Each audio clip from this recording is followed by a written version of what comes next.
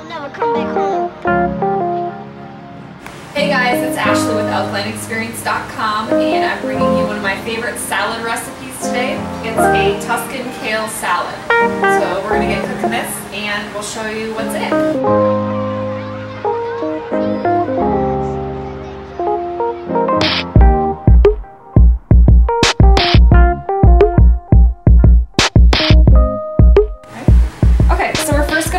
With our kale. Again, I'm using Dino Kale or Lacinato Kale. With this kale, the recipe calls for about 4 to 6 cups. I'm using just a bundle of kale that you can get at the grocery store. But you want to always remember with this that you have to devein the kale. Otherwise you're going to be chewing on this hard vein and that doesn't taste good. So the easiest way to devein the kale is just take it, fold it in half, take your knife, which this is my favorite knife, and cut right along the vein.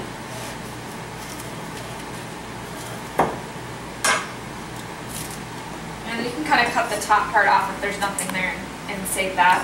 And then just throw, you can rip off some if there's extra, and then just throw the vein away. Alright, so once you have all that done, then what I usually do is I'll just take it, fold it over in half, and then you can just cut it up into little pieces so that it's more bite-sized pieces for the salad. And then just throw it in your bowl. Yeah. Okay, so we're back. We've cut up all of our kale. We have it in the bowl here. And now we're going to add the rest of the ingredients. So we're going to do the juice of 1 lemon, 2 cloves of garlic, 3 to 4 tablespoons of extra virgin olive oil, salt and pepper to taste, and red chili pepper flakes to taste if you like a little spicier. So let's start and let's do the juice of a lemon. And I have this handy dandy little lemon juicer thing that I like to use. Works pretty good.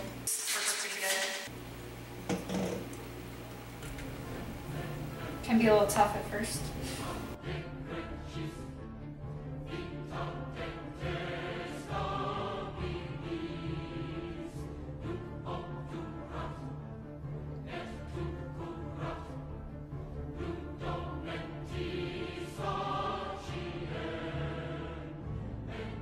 So now that we've added our lemon, I kind of just take the tongs and mix it up real well. We're going to add 3 to 4 tablespoons of olive oil. And you can measure it out. A lot of times I'll just dump it in. I like a lot of oil, so just use it freely. It's good for you anyway.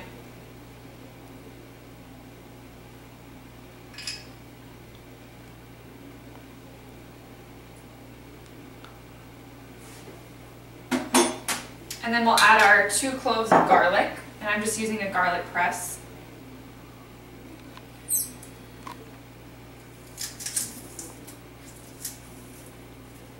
And I just take a fork and get off what I can here.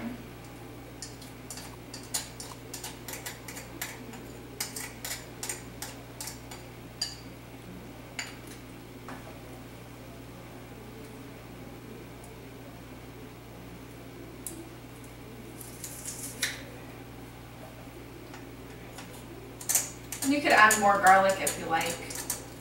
I'm just sticking with 2 today.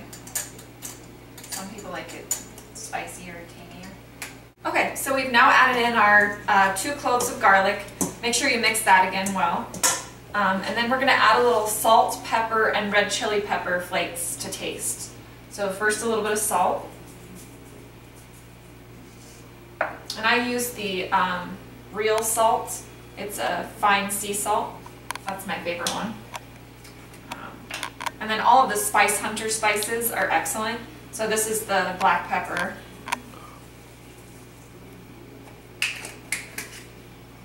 And then the Spice Hunter red chili pepper flakes.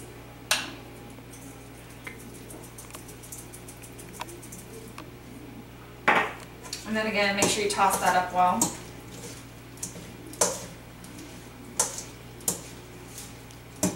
And if you don't want to add the oils directly onto the salad, you can always whisk them together in a separate bowl and then add it on top of the salad. I'm just, for quickness and ease today, just adding it directly onto the kale.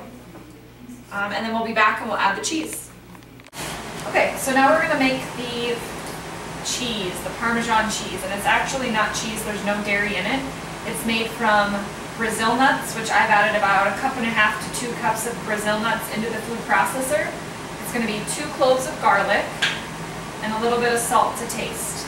And you can add salt as the process goes, but make sure that you don't over process these, otherwise it gets kind of a doughy texture.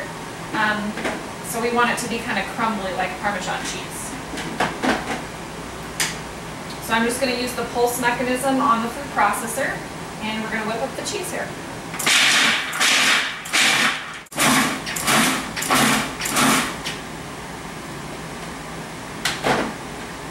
And just kind of taste test it. See if it needs more salt, which just tastes pretty good. I might process it a little bit more because there's a few chunks in there.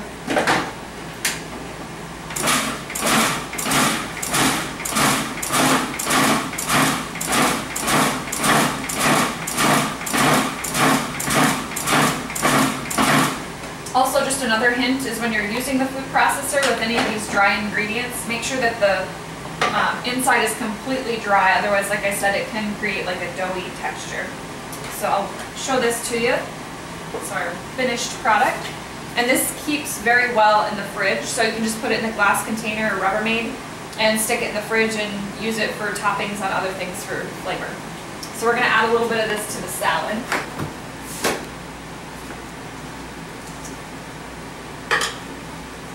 And then just mix that around. And then we're going to let this sit for about 5 minutes.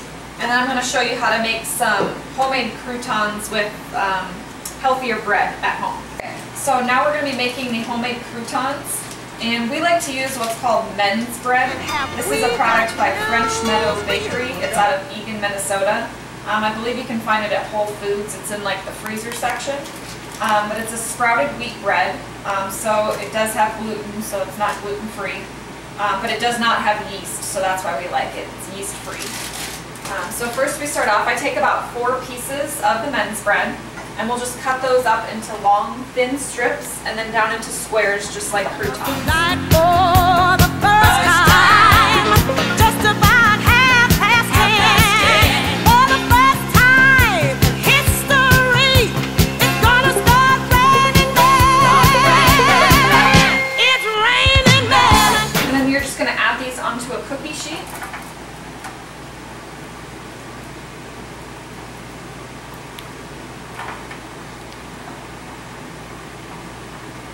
And you don't have to add these to the salad, I just like it for a little bit of crunch.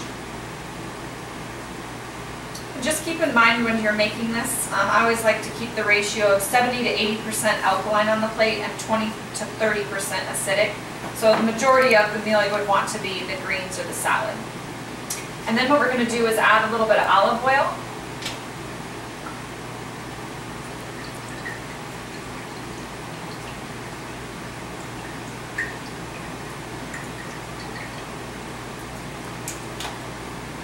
As well as another Spice Hunter spice that we like. It's called garlic herb bread seasoning, and that's salt-free.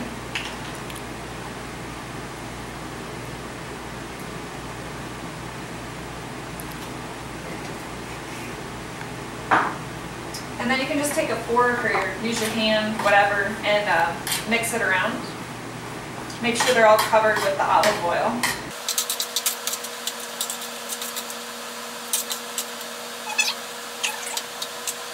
I have the oven set at 350, and we're just going to stick those in there for about 5 to 10 minutes. Just kind of keep an eye on them and get them to your liking. I like them a little bit crunchier, not black, but about 5 to 10 minutes, and then we'll add those on the top of the salad.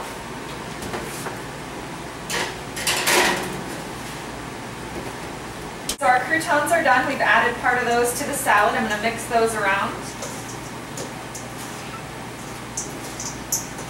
And then you can add a little bit more cheese if you want to.